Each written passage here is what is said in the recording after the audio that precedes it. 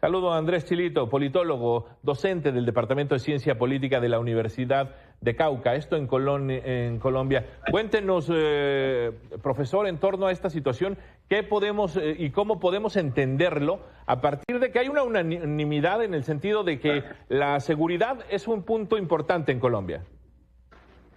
Bueno, muchas gracias. Gracias por la invitación. Sí, hay mucha expectativa respecto al proceso electoral del próximo domingo, ¿no?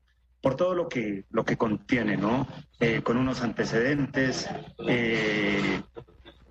relacionados, ¿no? Con el estallido social que tuvo lugar el año anterior, ¿no? Que dejó muy mal parado al actual gobierno, y eso se vio ratificado en la medida que el partido político del gobierno actual perdió muchas curules tanto en Senado como en Cámara.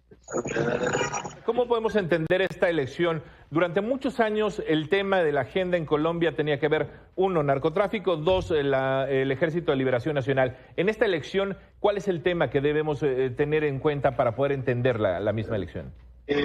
Sigue siendo casi que similar, ¿no? Pero hay que entender, hay un asunto particular que está relacionado mucho con el narcotráfico, tiene que ver con la cantidad de líderes asesinados durante los últimos años, y también aquellos desmovilizados, ¿no? De la guerrilla de las FARC, que se han visto comprometidos con situaciones de violencia. En cierta forma, hay una crítica al actual gobierno y su política, ¿no? De no continuar, ¿no? O por lo menos restarle un poco de importancia a lo que fueron los acuerdos con la exguerrilla de las FARC. Yo creo que es un asunto a tener en cuenta, eso, los territorios, ¿no? Que quedaron a merced de la ilegalidad, y es donde se viven o se tienen las mayores dificultades cuando hablamos propiamente de desplazamiento y de asesinato de líderes sociales, propiamente en regiones donde hay narcotráfico. Es decir, esta inacción de la decisión de Duque, del presidente Duque, ¿es lo que va a definir hoy por hoy las elecciones en Colombia? Sí, señor. No escuché muy bien la pregunta. Que si es el inactuar del actual mandatario Iván Duque lo que va a terminar definiendo hacia dónde se dirija la elección.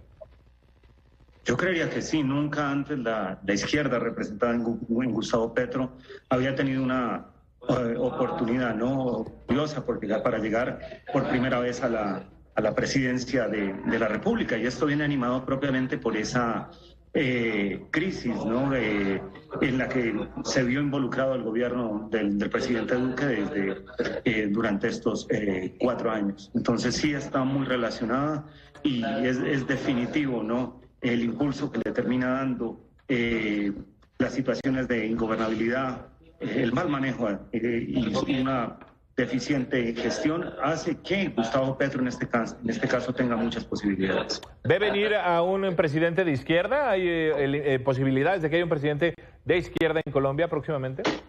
Es muy complicado, ¿no? Es muy complicado. Sabemos que alrededor de Federico Gutiérrez, o ahora con el despegue propio del mismo Rodolfo Hernández, pues convergen gran cantidad de clanes políticos y el tradicionalismo político del país, algunos representantes políticos bastante cuestionados, pero todo lo que tiene que ver, o todo lo que representa propiamente el tradicionalismo político en Colombia está relacionado propiamente con Federico Gutiérrez. Así que no podemos decir o apresurarnos a decir que en la primera vuelta Gustavo Petro pueda llegar, ¿no? Lo veo difícil, pero no imposible. Domingo tengan en una sola vuelta presidente en Colombia.